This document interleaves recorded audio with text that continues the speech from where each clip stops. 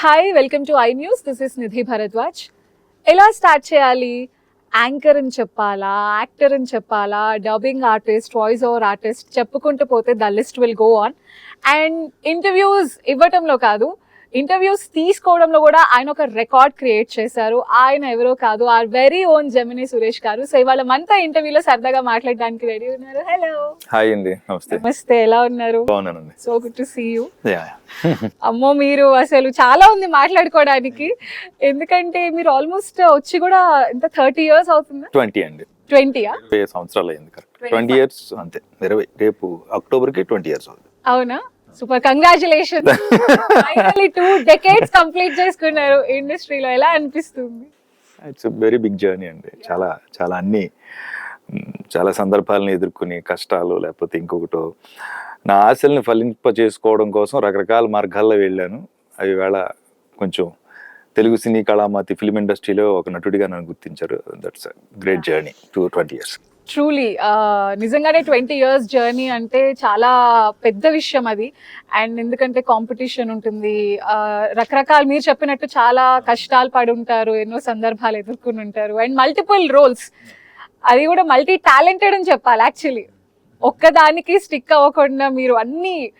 So అసలు first ఎలా start అయిందంటే నాకు తెలుసుకోవాలన్న క్యూరియాసిటీ ఉందంటే, లైక్ 20 years బ్యాక్ మీకు ఎలా స్టార్ట్ అయింది ఇంట్రెస్ట్? ఏం అవుదాం అనుకున్నారు?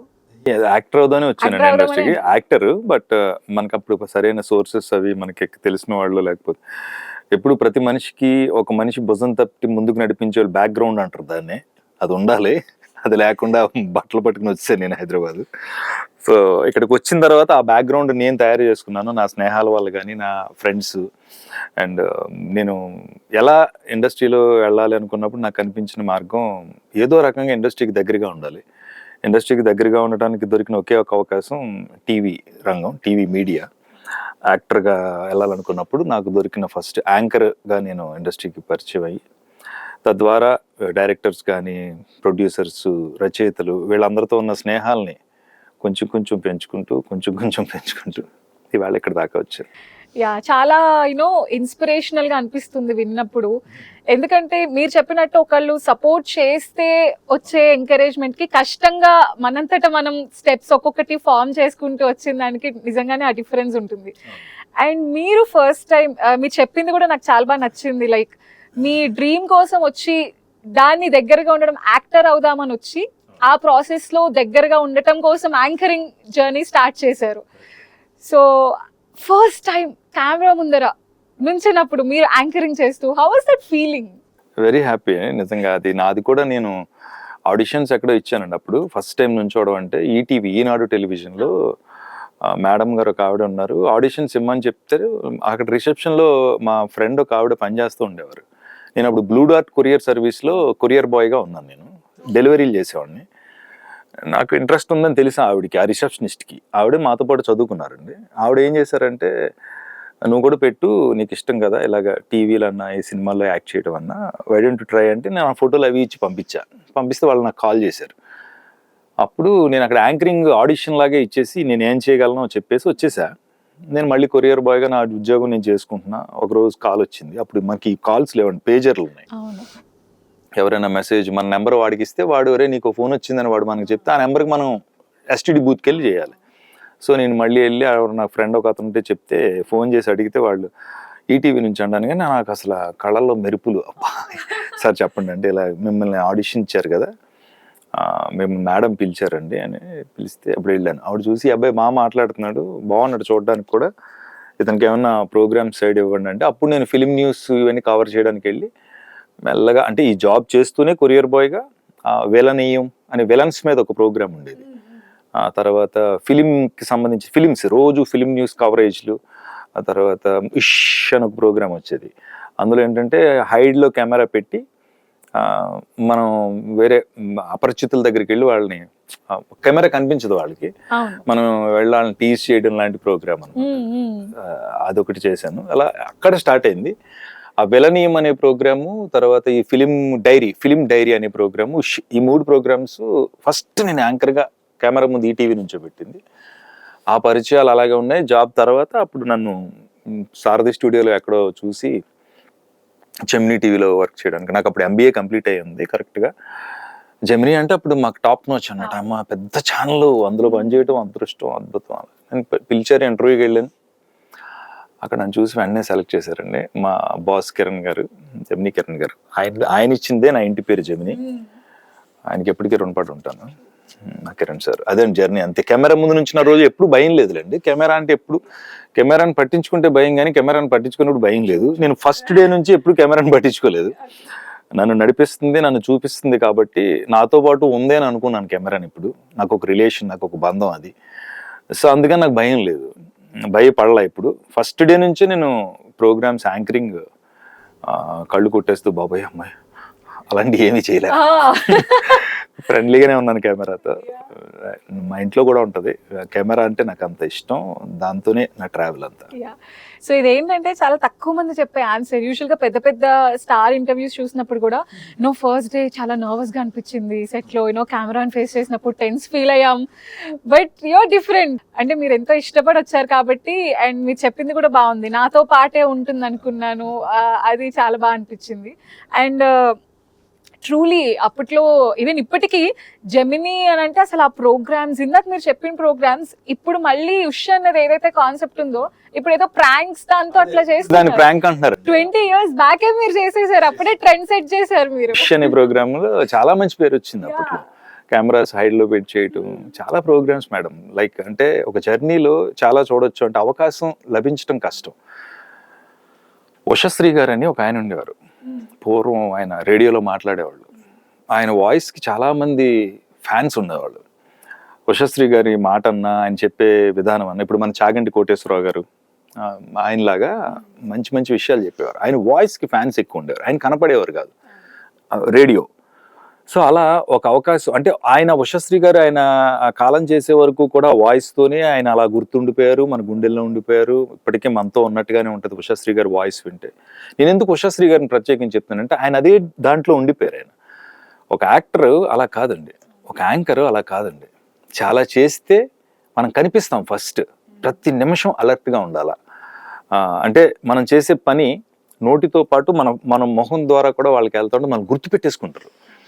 సో ఉషశ్రీ గారు అలాగే ఆయన గొంతుకుతో గుర్తుండిపోతే, నేనేమనుకున్నానంటే, నేను కనిపిస్తున్నాను కదా, ప్రతి నిమిషం చాలా జాగ్రత్తగా వర్క్ చేయాలనే ఉద్దేశంతోనే ఫస్ట్ డే నుంచి కెమెరా ముందు నుంచున్నా. అందుకే ఎప్పుడు కూడా నేను ఏ కాంట్రవర్సీల్లో కానీ ఎవరితో మాట్లాడడం, నోరు జారి తప్పుగా ఏదో మాట్లాడడం కానీ ఎప్పుడు జరగల.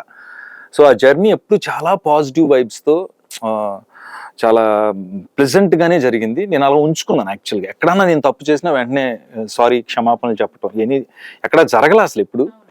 సో నేను అదే అంట, మనం చేసే ప్రయాణం మనకు తెలుస్తున్నప్పుడు, మనకు ముందు కనిపిస్తున్నప్పుడు జాగ్రత్తగా వెళ్ళడం ఇంపార్టెంట్. అందుకే నా జర్నీ సేఫ్గానే ఉంది ఇప్పుడు. అండ్ యాక్చువల్గా నిజంగానే ఇప్పుడైతే ఆపర్చునిటీస్ చాలా మారిపోయింది. 20 years బ్యాక్ ఇప్పటికీ సిచ్యువేషన్. ఇప్పుడు ఏంటంటే ఆపర్చునిటీ ఒకళ్ళు ఇచ్చేంత వరకు వెయిట్ చేయట్లా, through social media or Instagram create చేసుకుంటున్నారు. బట్ అప్పట్లో somebody has to give us an opportunity, మనకి ఇంట్రెస్ట్ ఉన్నప్పుడు. ఆ జర్నీ డిఫికల్ట్ గా ఉన్నప్పటికీ థ్రిల్లింగ్ గా అనిపిస్తుంది, సాధించామన్న ఒక ఫీలింగ్ ఉంటుంది. And thanks to ETV and Gemini TV, మీరు ఒక మంచి టాలెంటెడ్ పర్సన్ ఇండస్ట్రీకి వచ్చారు. నిజంగా రుణపడి ఉంటానండి వాళ్ళకి, చాలా చాలా చాలా చాలా చాలా రుణపడి ఉంటాను ఈటీవీకి. అందుకే రామోజీరావు గారికి ఎప్పుడు కనిపించిన ఆయన అంటే, ఆయన కనిపించినప్పుడల్లా కాళ్ళకి దండం పెట్టేవాడిని. ఆయన కాలం చేసినప్పుడు కూడా వాళ్ళ ఇంటికి వెళ్ళాను. ఎందుకంటే నాకు ఫస్ట్ నన్ను కెమెరా ముందు నుంచోబెట్టింది ఈటీవీ, తర్వాత నన్ను నిలబెట్టింది జెమినీ టీవీ. ఎందుకంటే still I'm working in Gemini television. నా వాయిస్ మీరు వింటున్నారు జెమినీలో. ఎందుకో నేను జెమినీని వదులుకోలేకపోయాను, వాళ్ళు నన్ను వదలలేదు. అంటే ఒక 16 సంవత్సరాల జర్నీ విత్ జెమినీ. అదే నేనేమీ కానప్పుడు నాకు ఒక ఆధారం చూపించింది, నాకు దారి చూపించింది, ఒక మార్గం వేసింది. దాన్ని నేను ఎలా వదిలేయగలను? మా అమ్మలాగా నాతో పాటు ఉంటుంది జెమినీ. సో అందుకని నేను జెమినీని, నేను ఇవాళ యాక్టర్గా కొంచెం బిజీగా ఉన్నా, డబ్బింగ్స్లో బిజీగా ఉన్నా, ఏం చేసినా కూడా రోజు అంటే నాకు టైం ఉంటే నా ఫస్ట్ ప్రిఫరెన్స్ జెమినీకే. ఎవ్రీడే ఒక 2 hours 3 hours వెళ్ళి వాయిస్ రికార్డింగ్స్ ఉంటాయి. మీ జెమినీ టీవీలో ఈ రోజు ఉదయం, రేపు ఉదయం ఇలాంటి యాడ్స్ కానీ కమర్షియల్, ఈ కార్యక్రమాన్ని మీకు సమర్పిస్తున్న వారు హిందుస్థాన్ లీవర్, అంబికా దర్బార్ బత్తి, ఇలాంటి యాడ్స్ అన్నీ ఉంటాయి. టీవీ సినిమాల ముందు వచ్చే కమర్షియల్ యాడ్స్ అవన్నీ నేనే. ఇంకా ఇప్పుడు అంటే యాంకరింగ్ అనేది లేదు కాబట్టి అది చేస్తున్నాను. నన్ను ఇప్పటికీ యాంకరింగ్ చేయమని అదే అంటారండి. మనం ఒక గోల్ పెట్టుకున్నప్పుడు, ఆ గోల్ కోసం ప్రయాణం చేస్తున్నప్పుడు ఎక్కడో ఒక చోట చిన్న చేంజ్ కావాలి. నేను అనుకున్నది యాక్టర్గా అవ్వాలని. బట్ 2014 సంవత్సరం వరకు యాంకర్గానే ఉన్నాను. 2010లో స్టేట్ అవార్డు తీసుకున్నాను. ఇంకా అక్కడ నుంచి నేనే మనం అది కదా ఇక్కడే ఇక్కడే ఉండిపోతున్నాం, మనం ప్రయాణం కొంచెం ఇది వెళ్ళాలంటే ఒక బ్రేక్ ఇవ్వాలని అప్పుడు యాంకరింగ్ స్టాప్ చేశాను. Last interview with Kamal Haasan గారు అండ్ మన సూర్య గారు కార్తీ గారు వాళ్ళిద్దరు వెరీ క్లోజ్ అనమాట అండి. హైదరాబాద్ వస్తే నన్ను కలిసేవాళ్ళు. సో వాళ్ళిద్దరు ఇంటర్వ్యూ తర్వాత ఇంక నేను ఇంటర్వ్యూ స్టాప్ చేశాను. డబ్బింగ్స్లో బిజీ అయ్యి జాబ్ చేసుకుంటూ యాక్టర్గా కెరియర్ స్టార్ట్ అయింది. నియర్లీ 10 years అవుద్దేమండి సినిమా అనే దాని మీదకి వచ్చి. నేను యాక్చువల్గా అదే మల్టిపుల్ థింగ్స్ ఉన్నాయి మాట్లాడడానికి. నేను అదే అనుకున్నా యాక్చువల్గా జెమినీ నిజంగా చాలా మన ఇనీషియల్ అలా రావడం అనేది ఎంతో స్పెషల్గా అనిపిస్తుంది. అండ్ మీరు దాన్ని కంటిన్యూ చేయడం అది చాలా rarest of the rare cases లో జరుగుతుంది. యూజువల్ మా ఆఫీస్లో పనిచేసే మాణిక్యం అని ఒక అబ్బాయి ఉంటాడు, బాయ్. వాడంటే నాకు చాలా ఇష్టం. ఎందుకంటే వెళ్ళగానే ఫస్ట్ రిసెప్షనిస్ట్ కంటే ముందే చాలా బాగున్నావా అంటాడు. అలా పలకరించే మనుషులు చాలా అరుదు. మాణిక్యం నాకు ఎందుకు ఇష్టం అంటే నేను జెమినీలో జాయిన్ అయిన ఫస్ట్ రోజు నేను భయంగా ఆఫీస్లో కూర్చున్నప్పుడు ఫస్ట్ వచ్చి నన్ను పలకరించిన మనిషి మాణిక్యం. ఆ కుర్రోడు వాడే నన్ను వచ్చి అన్నా ఏంటన్నా అంటే ఇలా ఇంటర్వ్యూకి వచ్చాను సార్ పిలిచారంటే అన్నా ఓకేనా మంచిగా తాతారన్నా అని అడిగాడు. అలా ఎవరు అడుగుతారు? ఫస్ట్ రోజు మాణిక్యం. ఆ మాణిక్యమే నేను ఆల్మోస్ట్ జెమినీలో చాలా కాలం పనిచేశాడు. ఇప్పుడు వాడు స్థిరపడ్డాడు. ఒక వెహికల్స్ అవి కొనుక్కుని క్యాబ్ అదే కార్స్ ఉంటాయి కదండి, రెంటల్ కార్స్ చేస్తున్నాడు. వాడంటే నాకు ఎందుకు ఇష్టం అంటే అంత అడిగి బోళాబోళిగా ఉండేవాడు, మనసులో కల్మషం ఉండేవాడు కదా. మా బాస్తో ఎలా మాట్లాడతాడు, ఆయన దగ్గర పనిచేసే మనుషులతో కూడా అలాగే మాట్లాడతాడు. సో అలాంటి మనిషి నేను. ఆ మాణిక్యము లాస్ట్ నేను కొంచెం సినిమాలో బిజీ అయిన తర్వాత నేను ఇంకా ఆఫీస్కి అది వెళ్ళి వాయిస్లు అవి చెప్తుంటే అన్నా మీరు ఏంటన్నా నాకు అర్థం కాదు, ఇంకా వస్తున్నారండి జెమినీకి, మీరు యాక్టర్ అయ్యారు బాగా బిజీగానే ఉన్నారు కదా అన్న అంటే అడిగి చెప్పా, రే మనదంటూ ఒక ప్లేస్ ఉంటుంది, ఆ ప్లేస్లో మనం స్వేచ్ఛగా ఉండగలం, హ్యాపీగా ఎగరగలం. అలాంటి ప్లేస్ నాకు జెమినీ. టైం ఉన్నప్పుడు ఎక్కడో బయట ఫ్రెండ్స్తో ఆ పబ్బుల్లోను క్లబ్లోను కూర్చోవడం కంటే కాసేపు జెమినీలో కూర్చుంటే నాది అనిపిస్తుంది. అందుకే జెమినీకి వస్తాను. నిజంగా గ్రేట్ అన్న, మీరు ఇంకా ఎందుకు వస్తున్నారు? స్టిల్ వేళ వరకు జెమినీకి వెళ్తాను. అదే అంటున్నా నేను, ఎందుకంటే అది కంటిన్యూ చేసే వాళ్ళు తక్కువ మంది ఉంటారు. నేను నా లైఫ్ లో నేను 2 అంటున్నాను, అయితే కెమెరా ముందు ఉండాలి లేదా మైక్ ముందు ఉండాలి. ఓ వావ్, సక్సెస్ఫుల్ గా రెండిటి ముందర ఉంటున్నారు మీరు. అదే లేదా ఆడియో అంటే డబ్బింగ్ ఆర్టిస్ట్ గా ఉంటాను, బిజీగానే ఉన్నాను. ఏమంటానంటే మనలో మనకు తెలియకుండానే ఉండేది మనం గుర్తించకపోతే, మనల్ని మనం ప్రేమించుకోకపోతే, అద్దంలో మనకు నచ్చకపోతే వాళ్ళకి ఎందుకు నచ్చుతామండి? నన్ను నేను ప్రేమిస్తా, నా గొంతుని ఇష్టపడతా. మీకు తెలియని నిజం ఏంటంటే చాలా మందికి నేను భీమవరం వెస్ట్ గోదావరిలో నేను స్టార్ట్ అయినప్పుడు రైల్వే స్టేషన్లో ఎవరో నన్ను హైదరాబాద్ వెళ్తున్నాను అప్పుడు ఎక్కించడానికి వచ్చినప్పుడు నా స్నేహితుల్లోనే ఒక అబ్బాయి అన్నాడంట, ఏమని సురేష్ బాగుంటాడు, మంచి హైట్ పర్సనాలిటీ అన్నీ ఉన్నాయి కానీ వాడికి వాయిస్ లేదు. సీరియస్లీ? ఆయన వాయిస్ అప్పుడు ఇంకా ఇంత మెచ్యూర్డ్గా ఉండకపోవచ్చు, ఏమన్నా అయ్యి ఉండొచ్చు, బట్ ఏజ్తో పాటు గొంతు మారుతూ ఉంటుంది. వాడు ఏమనుకున్నాడో వీడికి వాయిస్ లేదురా, వాయిస్ ఉంటే మంచి పెద్ద ఇది ఉండాలి, ఆహార్యంతో పాటు వాయిస్ కూడా ఉండాలి, అది ఇది అని చెప్పి అన్నాడంట. ఆ విషయం నాకు తెలీదు. నేను హైదరాబాద్ వచ్చాను, ఇక్కడ అన్ని చేసుకుంటున్నాను. చాలా ఏళ్ల తర్వాత ఆ రోజు నన్ను అన్న అబ్బాయి భీమవరంలోనే ఉంటాడు. ఆయన ఇంకా ఆయన వాళ్ళ రోడ్లో వాళ్ళది ఒక షాప్ అండి. ఆ షాప్ ముందు ఆటోల్లో జనసేన పార్టీకి సంబంధించి పవన్ కళ్యాణ్ గారి యాడ్స్ అన్నీ నేనే చెప్పా. అంటే ఈ పార్టీ అభ్యర్థికి ఓటేయండి, జనసేనను గెలిపించండి అని వాయిస్లు ఉంటాయి. అవన్నీ ఇక్కడ ఆర్పి పట్నాయక్ గారి స్టూడియోలో రికార్డ్ చేశాం. కొన్ని విషయాలు భావోద్వేగాన్ని కలిగిస్తాయి. ఆ రోజు ఒక ఆటో వాళ్ళ షాప్ ముందు నుంచి వెళ్తుంటే అందులోంచి నా వాయిస్ వినిపిస్తుంటే, టీవీలో చూస్తుంటే వినిపిస్తుంటే, రేడియోలో వినిపిస్తుంటే అదే అబ్బాయి నాకు ఫోన్ చేశాడు, ఒరే నిజంగా గ్రేట్ రా నువ్వు, ఏ మూల నుంచి మన ఏరియాలో ఎక్కడ విన్నా నీ వాయిసే వినిపిస్తుంది, చాలా చాలా ఆనందంగా ఉందిరా, నాకు చాలా హ్యాపీగా ఉందండి. అందుకే మనలో మనకు తెలియకుండా ఉన్నది మనమే గుర్తించకపోతే ఎవరు గుర్తించరు. నేను ఆ రోజు ఛాలెంజింగ్గా తీసుకున్నా. ఆ తర్వాత మాకు ఆయన చెప్పాడు అనమాట, వాయిస్ అదే అన్నారండి, ఏది తెలియంది నచ్చంది ఉండదండి మనిషిలో, గుర్తించటం గొప్పదే. మీలో ఉన్నది మీరు గుర్తించగలగాలి, దాని మీద కాన్సన్ట్రేట్ చేస్తే ఆటోమేటిక్గా పైకి వస్తుంది. మీరు సునీల్ని కూడా అలాగే అన్నారు, నా ఫ్రెండ్ సునీల్ నీ వాయిస్ అది ఇది. ఇవాళ సునీల్ వాయిస్ లేకపోతే అసలు ఆయన టైమింగ్ లేకపోతే సినిమాల్లో ఫన్నే రాదు. సో అందుకని ధైర్యంగా ఎప్పుడు ముందుకు వెళ్ళాలి, మనం ప్రేమించాలి. ఫస్ట్ నువ్వు ప్రేమించు చాలు, సరిపోద్ది, ఆటోమేటిక్గా అదే మిమ్మల్ని పైకి తీసుకెళ్తుంది. సో అలా వాయిస్ ఓవర్స్ దాదాపు కొన్ని వేల వాయిస్ ఓవర్లు చెప్పాను. మీరు Sri Chaitanya, Narayana ads, commercial ads, Kalamandir, నీకే ఏ రకరకాల ఇంకా. నేను ఇప్పుడు అదే చెప్పబోతున్నా, స్టూడెంట్స్ దగ్గర నుంచి లేడీస్ దగ్గర నుంచి పొలిటికల్ నేనే అలవాటు దాంట్లో చేశాను. ఉన్నారు. నేను ఏమంటానంటే అలవాటు చేయాలా. మిమ్మల్ని రోజు ఎలా చూస్తున్నారు, ఒక కమర్షియల్ యాడ్ లో మిమ్మల్ని ఏదో చిక్ షాంపూ లేకపోతే ఏదో యాడ్ మిమ్మల్ని చూసుంటారు. ఆ యాడ్ చాలా పెద్ద కమర్షియల్ హిట్ అయింది. అలవాటు అయ్యారు మీరు, మీ ఫేస్ అలవాటు అయింది, మీ బ్యూటీ అలవాటు అయింది, మిమ్మల్ని చూడగానే ఏయ్ అంటారు. అదే ఎక్కడ ఏ ఆర్టిస్ట్ కైనా కావాల్సింది అలవాటు చేయటం, మనల్ని మనం వాళ్ళ ముందు పెట్టడం. దట్ రికగ్నిషన్ అనేది ఇంపార్టెంట్ కదా. నేను అది నమ్మాను. సో అప్పటి నుంచి నేను తేజ ఫిల్మ్ న్యూస్ వాయిస్ ఓవర్లు ఇవ్వటం, యాంకర్ తో పాటు సైడ్ నేను ఈ మేడంని అడిగి, మా మేడం గీత గారు నీ వాయిస్ చాలా బాగుంటది నువ్వు ట్రై చేయంటే అప్పుడు వాయిస్లు చెప్పడం మొదలు పెట్టాను అనమాట. అలా అలా చాలా అండి, లాట్ ఆఫ్ హండ్రెడ్స్ లో చెప్పాను, థౌజండ్స్ లో చెప్పాను. ఏవీలు అయితే చాలా చెప్పాను. అంటే ఏవీలు అంటే ప్రతి హీరోకి వెనకాల ఇప్పుడు లేదు ఆ కల్చర్.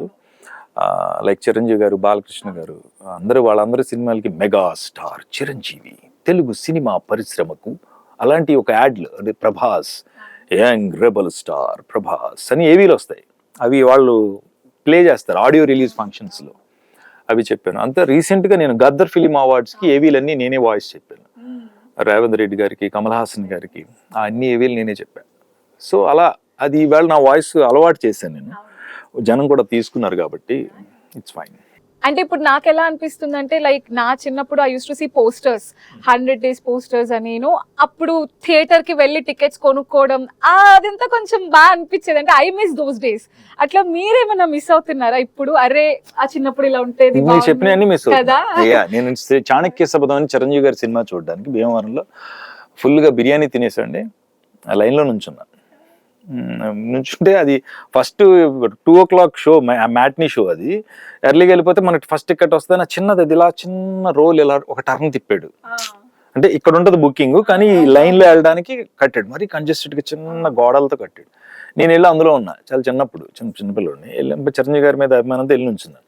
ఫస్ట్ ఏమీ లేదండి, ఆ టికెట్లు ఇచ్చే టైంకి మెల్లగా తోసుకుని నాకు ఊపిరాడతలా, పైనుంచి గాలి రావట్లేదు. ఈ పక్క నుంచి జనాలు పక్క నుంచి ఎప్పుడు వచ్చేసారు, నా నెత్తి నుంచి ఒకటి వెళ్ళిపోతున్నాడు, కాళ్ళలోంచి ఒకటి, చేతుల్లోంచి ఒకటి ఊరుకుని ఇలా తోస్తున్నాడు అలా తోస్తున్నాడు. ఆ టికెట్ కౌంటర్ కనపడుతుంది, నేను వెళ్ళాను చిన్నపిల్లని. బయటికి వెళ్ళిపోవడానికి కూడా గోడలు అవి. వీళ్ళందరూ వెనక్కి వెళ్తేనే నేను వెనక్కి వెళ్ళాలి, కొన్ని ముందు పంపించేద్దాను. ఊపిరాడలేదు అని ఆ పెద్ద ఎవరో పెద్దగా అరిచి నన్ను అక్కడ గట్టిగా అరిచి, అసలు ముందు బుకింగ్ ఆపండి మీరు, ఇక్కడ పిల్లలు చచ్చిపోయారు మీరు, అది ఇదని చెప్పి గొడవ పెట్టి అయి చేసి చేసి ఇంక వెనక్కి వెళ్ళడానికి వీళ్ళేంటి మా టికెట్లు ఇవ్వకపోతే వీళ్ళు వెనక్కి వెళ్ళరు.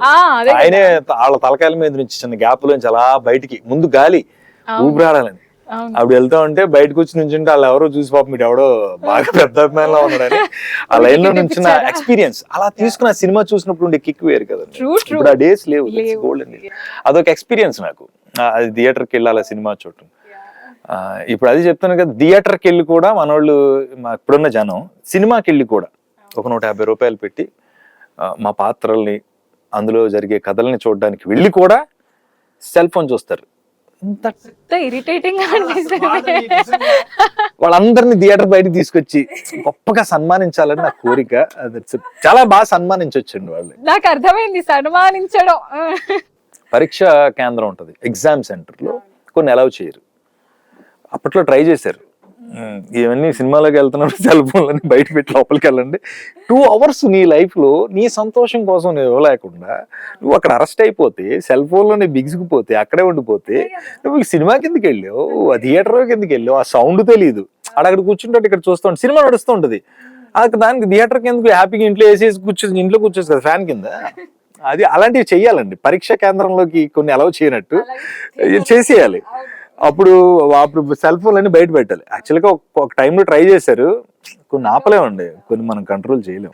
వస్తారు ఫస్ట్ ఆ థియేట్రికల్ ఫీలింగ్, అదే ఎక్స్పీరియన్స్ ఇలా ఫోన్ లో ముందే దాన్ని క్యాప్చర్ చేసుకోవడం, వెంటనే స్టేటస్ పెట్టేయడం, చూడకుండా సినిమాని చూస్తూ ఉంటారు. ఇందులో ఇది జాగ్రత్తగా ఫ్రేమ్ పెట్టి దీని మీద కాన్సన్ట్రేషన్ ఉంటుంది. వాడు ఏం చూస్తాడు అక్కడ, అదే నాకు అర్థం కాదు.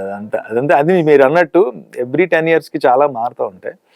మనం మనలా ఉండగలిగి మనతో మనం ప్రయాణం చేయగలిగితే అన్నీ బాగుంటాయండి. ఇప్పుడు నేను చెప్పడం వల్ల అందరూ మారిపోతారు, దేశం ఇదైపోద్ది. మీరు ఏదన్నా మంచి చెప్పడానికి ప్రయత్నించడం వల్ల నచ్చిన వాళ్ళు తీసుకుంటారు. మీరున్నారు ఒక పాజిటివ్ ఏదో ఈయనతో మాట్లాడటం వల్ల ఏదో విషయం నేర్చుకున్నాను. ఎప్పుడో మురళీమోహన్ గారు చెప్పిన విషయాన్ని నాకు అంత మైండ్కి ఎక్కి నేను ఏదో దాన్ని ఫాలో అయ్యి భూమి కొనుక్కున్నాను, అలాగే కొనుక్కుంటున్నాను. నాకు నచ్చింది అది. నేను చెప్తాను వాళ్ళకి, నచ్చితే తీసుకుంటారు. ఎప్పుడు సలహాలు సూచనలు అసలు ఇవ్వకూడదని. అస్సలు. అబ్సల్యూట్లీ. ఎందుకంటే వాళ్ళకి అన్ని తెలుసు కదా, మనం చెప్పడం వల్ల చెప్పేవాళ్ళే అంటారు. ఆ మాట మనం ఎందుకు అనిపించుకోవాలి? Correct, happy correct. అండి, బాగా చేస్తున్నారు, బాగా సెల్ ఫోన్లు చూడండి, 24 అందులో ఉండండి, కళ్ళజోళ్ళు వస్తే ఇంత భూతద్దాలు అయ్యో. ఎంజాయ్ చేయండి, తద్వారా వచ్చే ఆనందాన్ని మనస్ఫూర్తిగా తీసుకోండి. ఫైనలీ లైక్ మీ ప్రాజెక్ట్స్ లైక్ ఎట్లా చేస్తున్నారు? Like you full busy. Actual గా మీరు ఇంతవరకు ఇంటర్వ్యూ చేసిందంతా నేను, నా మనోగతం, నా మనసు, Suresh, Gemini Suresh, dubbing artist, radio jockey, ఇవన్నీ కదా. ఇది నాకు అంటే నా భవిష్యత్తుకు ఉపయోగపడే లాస్ట్ అంటే క్వశ్చన్. భవిష్యత్తుది దాచుకున్నా అడుగుతామని. ఇది నాకు ఈ క్వశ్చన్ చాలా ఇంపార్టెంట్. ఈ రోజు నేను ఇంటర్వ్యూ రావడానికి ప్రధాన కారణమైన సత్యనారాయణ గారని, ఆయన నన్ను ఇక్కడ పిలిచారు. ఆయన very close to my heart అండి. చాలా కొద్ది మంది మాత్రమే మన ప్రయాణంలో మనకు గుర్తుండిపోతారు.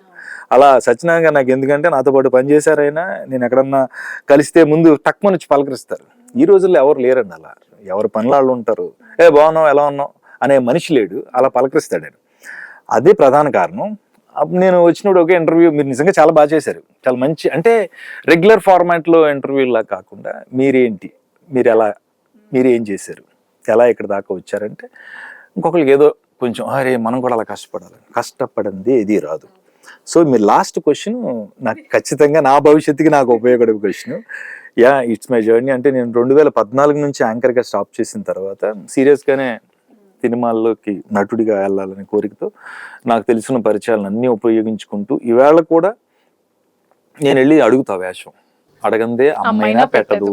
True true. మనం అడిగినా పెట్టినప్పుడు ఎన్నిసార్లు అడిగితే పెడతారని అక్కడే ఉండాలి. నేను ఇవాళకి వెళ్తా, కలుస్తా, పలానా సినిమా స్టార్ట్ అయిందంటే ఎలా అంటే సురేష్ దా అంటారు. ఎందుకంటే నాకున్న కొంచెం వెసులుబాటు ఏంటంటే వేరే వాళ్ళు వెళ్తానికి భయపడతారు. బట్ నేను వాళ్ళందరినీ ఆల్రెడీ కలిసి ఉన్నా, ఎక్కడో అక్కడ ఇంటర్వ్యూ చేస్తుంటా. యాక్టర్స్ కానీ, డైరెక్టర్స్ కానీ, ప్రొడ్యూసర్స్ కానీ సురేష్ దా అనే ఒక ఉంది. సో వాళ్ళ గుమ్మం దగ్గర నుంచి లోపలికి రమ్మంటారు. సో అలా వెళ్తాను. అందులో భాగంగా ఈ 10 years జర్నీలో ఇప్పుడు నేను చాలా రోజుల తర్వాత ఈ 6 అడుగుల 1 అంగుళం మనిషి ఒక 2 గంటల కథని భుజం మీద మోయగలడు. హీరో అనేది చిన్న విషయం కాదండి. ఈ 10 సంవత్సరాల తర్వాత ఓ చిన్న కథని నేను భుజం మీద మోయగలను అని అనుకున్న తర్వాత త్వరలో నేను ఆత్మకథ అనే సినిమా ద్వారా హీరోగా వస్తున్నాను. హీరో అంటే నేను దానికి కూడా ఒక ఎగ్జాంపుల్ చెప్తాను. ఆ సినిమాలో నేను ఒక ఫాదర్ క్యారెక్టర్, నాకు ఒక సన్, ఒక ఫ్యామిలీ, ఒక చిన్న బ్యూటిఫుల్ లవ్ స్టోరీ అండి. అంటే బ్యూటిఫుల్ ఫ్యామిలీ స్టోరీ. అది లవ్ స్టోరీ అని కమ్ముకుని వచ్చిందండి. ఈ వయసులో లవ్ స్టోరీ లేకపోతే నాకు తెలుసు. అది ఫ్యామిలీ లవ్ స్టోరీ. ఒకళ్ళనొకళ్ళని ఇష్టపడే ఒక రిలేషన్స్ మధ్యన ఉండే ఒక మంచి కథ అండి. నేను తీసుకుని నేను దాన్ని క్యారీ చేయగలను, మోయగలను. అందుకని ఫస్ట్ ఆత్మకథ సినిమా ద్వారా హీరోగా వస్తున్నాను. ప్రతి ఇంటికి ఫాదరే హీరో అండి. ఎన్ని చెప్పండి, ఎన్ని మాటలు మాట్లాడండి, ఎంత గొప్పగా ఎదగండి, నిన్ను పెంచేది, పోషించేది, నడిపించేది ఫాదరే. నిజ జీవితంలో తండ్రి హీరో, తర్వాతే మిగతా హీరోలు అందరూ. ఏ హీరో అయినా మనకి కనిపించే హీరో ఫాదరే. సో ఈ సినిమాలో నేను అలా ఒక ఫాదర్ క్యారెక్టర్ ద్వారా హీరోగా కనిపిస్తా. సో మై ఫస్ట్ ఫిలిం హీరోగా చేస్తుంది ఆత్మకథ అండి. నెక్స్ట్ ఫిలిం పాంచాలి పంచభద్రుగా, అందులో కూడా హీరోగా చేస్తున్నా. ఆ సినిమా 2 కంప్లీట్ అయిపోయినాయండి 2. అందులో నేను సినిమా డైరెక్టర్ గా కనిపిస్తా. సినిమా డైరెక్టరే ఆ సినిమాలో హీరో. వాడి చుట్టూ ఉండే కథ ఇది. వాడు ఎన్ని కష్టాలు పడ్డాడు, ఎలా ఉంది, సీరియల్ డైరెక్టర్ గా సినిమాలు చేయలేక సీరియల్ డైరెక్టర్, ఒక ఫన్ జోన్ లో ఉండే ఒక ఎంటర్టైన్మెంట్, జాతిరత్నాలు లాంటి కామెడీ ఫిలిం. చాలా ఎంజాయ్ చేశాను ఆ సినిమా. అది డైరెక్టర్ గా చేసిన తర్వాత కొక్కరొక్కో అని ఇంకొక సినిమా చేస్తున్నాను. అది ఇంకా పోస్ట్ ప్రొడక్షన్లో ఉందండి. గ్రాఫిక్స్ అవన్నీ జరుగుతున్నాయి. అందులో నిజంగా చెప్పాలంటే మేము క్యారెక్టర్స్గా ఉంటాం. చాలా ఇష్టమైన సందర్భం ఏంటంటే అందులో మేము అందరం కలిపి చదువుకున్నాం. నాకు సీనియర్ సునీల్, నేను ఇన్నేళ్ళ ట్రావెలింగ్లో మీ ఇద్దరం కలిసి ఎప్పుడు 1-2 సినిమాలు యాక్ట్ చేసి ఉంటాం. But lengthy characters. First time ఈ కొక్కరొక్కో అనే సినిమాలో నాకు సునీల్ అండ్ ఇంకొక ఆయన, నేను సముద్రకని గారు. కానీ ఆ సినిమా మొత్తానికి హీరో అండ్ టోటల్ సినిమా మొత్తానికి మెయిన్ లీడ్ ఎవరంటే కోడిపుంజే. చాలా ఇంట్రెస్టింగ్ సబ్జెక్టు. వసంతాల శ్రీనివాస్ అని నా ఫ్రెండ్ డైరెక్టర్. మంచి పాత్ర, మెయిన్ క్యారెక్టర్ పాత్రనే అంటాను, ఎందుకంటే కోడిపుంజి హీరో కాబట్టి. సో అదొకటి చేస్తున్నా. 3 ఫిలింలు. ఇప్పుడు మెయిన్ క్యారెక్టర్స్ వస్తున్నాయి, నాకు గురించి రాస్తున్నారు. రైటర్స్ మాత్రమే చేయగలరు. అది ఈయనుంటే బాగుంటుంది, ఇది బాగా చేస్తుంది, ఈ టైమింగ్ ఉంది. నేను ఎప్పుడు యాక్ట్ చేయాలని అనుకోలేదు. యాక్టింగ్ బేసిక్గా యాక్టింగ్ లాగా ఇది ఇలా అని చేయలేదు కాబట్టి ఎప్పుడు ట్రావెల్ చేస్తూ ఉన్నాను. సహజంగా ఉండడానికి ట్రై చేస్తాను. డైలాగ్ని కూడా నేను సహజంగా చెప్పడానికి, మీతో ఎలా మాట్లాడానో అలా ఉండటానికి. సో అందుకని ఆ సహజంగా ఈజ్ వెరీ న్యాచురల్ యాక్టర్ అది వచ్చింది కాబట్టి. రీసెంట్గా మీ ఇంటర్వ్యూకి వచ్చే ముందు నిన్నే నేను ఆయనకి థ్యాంక్స్ చెప్పుకోవాలి. వరుణ్ సందేశ్ గారు నేను హీరోలుగా ఒక సినిమా స్టార్ట్ అయింది, బ్లాక్ మెయిల్ అని. ఆ సినిమా మా ఆత్మకథ సినిమా డైరెక్టర్ గారిదే. అండ్ ఆ సినిమా అందులో కూడా నేను హీరో, వరుణ్ సందేశ్ గారు నేను. ఆ వరుణ్ సందేశ్ గారికి థ్యాంక్స్ చెప్పాలి, ఎందుకంటే నాతో పాటు ఆయన కూడా స్క్రీన్ షేర్ చేసుకోవడం ఒప్పుకున్నారు. Is very close to my heart and very close friend నాకు. ఆయన సక్సెస్ నాకు తెలుసు. కొత్త బంగారు లోకం నుంచి చాలాసార్లు తను ఇంటర్వ్యూలు చేస్తున్నాను. సో ఆ సినిమా ఒకటి బ్లాక్ మెయిల్ అని. ఆ సినిమాకి ప్రత్యేకంగా కృతజ్ఞతలు తెలియజేయాల్సింది ప్రొడ్యూసర్ గారు, కోనపరెడ్డి అవినాష్ గారు అని. ఆయన ఆ సినిమాకి ప్రొడ్యూసరు. ఆయన సురేష్ ఉండాలని, సురేషే బాగుంటుంది, మీరు ఏంటంటే మీరు చేయాలని ఆయన అవకాశం ఇచ్చారు. అండ్ డైరెక్టర్ గారికి నిజంగా ఆయనకి రుణపడి ఉంటాను, కొండ్రెడ్డి శ్రీనివాస్ గారని. ఆత్మకథ తర్వాత వెంటనే బ్యాక్ టు బ్యాక్ ఈ సినిమాకి కూడా నాకు హీరోగా అవకాశం ఇచ్చారు. ఇవి ప్రెసెంట్ ఇప్పుడు నేను చేస్తాను 4 ఫిలిమ్స్ బ్యాక్ టు 2026లో ఈ ఫిలిమ్స్. త్వరలో మన బండి భాస్కర్ గారని, ఆయన చాలా మంచి కథ అండి, అంత మంచి కథ, చాలా మంచి స్టోరీ చెప్పాడు, నాకు సరిపోయే కథ. నేను ఎప్పుడు అంటున్నానంటే నా చుట్టూ కథ రాకూడదు, క్లియర్గా ఆలోచించండి, నోట్ దిస్ పాయింట్. మన చుట్టూ కథలు వేయకూడదు. అంటే వీడు ఇలా ఉంటాడు, ఎంత పొడుగ్గా ఉన్నాడు, ఎంత కామెడీ చేస్తాడు, ఎంత సరదాగా ఉంటాడు. నా చుట్టూ కథ ఉంటే అది సినిమా, అది కరెక్ట్ కాదు. కథలో నేను ఉండాలి. చిన్న లాజిక్ అంటే కథలో ఉన్నప్పుడు ఏమవుతుందంటే పాత్రకి నేను సరిపోవాలి. ఇప్పుడు నేను ఇందాక అన్నట్టు నేను లవ్ చేస్తాను, డాన్స్ చేస్తాను, ఇప్పుడు ప్రేమ, అలా కళల్లో కళ్ళు పెట్టి చూడాలి, ఇవన్నీ ఇప్పుడు మనకి అయిపోయింది అది ఏజ్. లైక్ మీరు శ్రీహరి అనే చూడండి, రైట్ టైంలో రైట్ పాత్రలో వచ్చారు శ్రీహరి గారు, నేను అదే ఫాలో అవుతా. కొంతమంది యాక్టర్స్ కరెక్ట్ టైమింగ్లో కరెక్ట్ ఏజ్ గ్రూప్లో వెళ్తారు. అలా బండి భాస్కర్ గారు అని ఆయన ఒక కథ చెప్పారు నాకు, చాలా మంచి టైటిల్ అండి. నేను అన్నయ్య అర్జెంట్గా రిజిస్ట్రేషన్ చేయించండి అన్నాను, ఇప్పటివరకు రివీల్ చేయలేదు, మీకు చెప్తున్నా. మా కృష్ణ మా గోదావరి, అద్భుతమైన టైటిల్ పెట్టాడు ఆయన. ఆ టైటిల్ ఎంత యాప్ట్ అంటే సినిమాకి అంత యాప్ట్. అందులో ఒక పంచాయతీ ఆఫీస్లో గుమస్తా క్యారెక్టర్, కామన్ మ్యాన్ అనమాట. నేను ఎప్పుడు, మీరు ఇప్పుడే కాదు, మీరు మళ్ళీ 10 సంవత్సరాల తర్వాత, మీరు పెద్ద యాంకర్ అయిపోయిన తర్వాత మళ్ళీ ఇంటర్వ్యూ చేసినా, నేను ఎప్పుడు హీరో అంటారు కానీ కామన్ మ్యాన్ క్యారెక్టర్సే చేస్తా. ఒక డ్రైవరు, ఆటో డ్రైవరు, ఒక లెక్చరరు, ఇవే చేస్తాను తప్ప నేను ఇమేజ్లకి వాటికి వెళ్ళి లేకపోతే ఏదో చెయ్యాలి అనే ఆ థాట్ లేదు. అందుకనే ఆ గుమస్తా క్యారెక్టర్ నాకు నచ్చింది. అతని పేరు కృష్ణ. ఇంకా గోదావరికి ఆ సినిమాకి ఉన్న కథ చాలా మంచిగా చెప్పారండి. అది ఇట్ విల్ టేక్ ఒక 2-3 months లో. అది టైటిల్ కూడా చాలా బాగుంది యాక్చువల్లీ. అండ్ ఇప్పుడు మీరు చెప్పిన ఈ 4 కూడా మీరు చెప్పినట్టు ఏదో హీరో ఎలివేషన్ కాకుండా ఫాదర్ క్యారెక్టర్ అని అన్నీ బాగుంది. ఇందులో డైరెక్టర్ హీరో అండి. ఇంకో సినిమాలో కోడిపుంజులు మా ఊళ్ళో ఉంటారు, కొంచెం రాంబాబులు, సుబ్బారావులు, వెంకటరావు, అలాంటి ఒక క్యారెక్టర్. దాంట్లో గుమాస్తా క్యారెక్టర్ వెరీ నైస్. సెలెక్టివ్ గానే వెళ్తున్నా. నేను ఒకటే చెప్తానమ్మా, క్లియర్ గా అందరికీ తెలిసిన విషయమే, నాకు బలంగా నమ్ముతాను. కామన్ మ్యాన్, హ్యూమన్ ఎమోషన్, ఈ రెండే రాబోయే రోజుల్లో తెలుగు సినిమాని ఉన్నత శిఖరాల్లో నిలబెడతాయి. మీరు గొప్ప సక్సెస్లు చూడండి, గొప్ప హిట్లు చూడండి, అవన్నీ వాటి వెనకాల ఇవి రెండు ఉంటాయి. ఆ ఎమోషన్ లేనిదే మనిషి లేడు. ఇందాక మనం అనుకున్నట్టు మనిషి మాత్రమే నవ్వగలడు, మనిషి మాత్రమే ఏడుపుని షేర్ చేసుకోగలడు. నీకు వచ్చిన బాధని నేను తీసుకోగలను. తెర మీద వాడు ఏడుస్తుంటే వీడు ఏడుస్తున్నాడు అంటే సినిమా విజయవంతమైన సినిమా. ఆ ఏడిపించే సందర్భాలను అద్భుతంగా తీసుకొచ్చిన ప్రతి సినిమా గొప్ప సినిమాయే. అందుకనే కామన్ మ్యాన్, వాడిని వాడు చూసుకోవాలా, వాడు కనిపించాలా తెర మీద. వాడు బయట ఫైట్ చేయలేడు, బయట డాన్సులు చేయలేడు, ఇంకోటి చేయలేడు. బట్ కామన్ మ్యాన్ కి వాడికి అరే నాకు జరిగింది కదా ఇది అనుకోవాలి. అప్పుడు కామన్ మ్యాన్ ఎక్కడ ఉంటాడు, అప్పుడు వాడికి తెలుస్తుంది నేను కదా అని. అప్పుడు ఆ కామన్ మ్యాన్, హ్యూమన్ ఎమోషన్, ఇవి రెండు ఉంటే సినిమా ఖచ్చితంగా విజయవంతమైన సినిమాలు అవుతాయి. ఇప్పుడు నేను చేస్తున్న సినిమాలు ఆల్మోస్ట్ అన్ని సినిమాలు అలాంటి క్యారెక్టర్లే. ఆ కామన్ మ్యాన్ ని హీరోగా చూపించే ప్రయత్నం, అంతే తప్ప వేరే లేదు. ఈ 4 ఫిలిమ్స్ బ్యాక్ టు బ్యాక్ వస్తాయండి. Thank you so much Suresh garu, and I wish you all the very best for all 4 films. Like అన్ని సూపర్ డూపర్ హిట్ అవ్వాలని, మంచి సక్సెస్. మీరు ఏదైతే అఫ్ కోర్స్ నాకు విన్నప్పుడే ఒక మంచి దట్ ఎమోషనల్ టచ్ అనిపించింది. అండ్ డెఫినెట్గా లైక్ జనం కూడా ఆడియన్స్ థియేటర్కి వెళ్ళి మంచిగా హిట్ అవ్వాలని నేను మనస్ఫూర్తిగా కోరుకుంటున్నాను. థ్యాంక్ యూ అండి, thank you so much. Thank you for watching. Keep watching I news.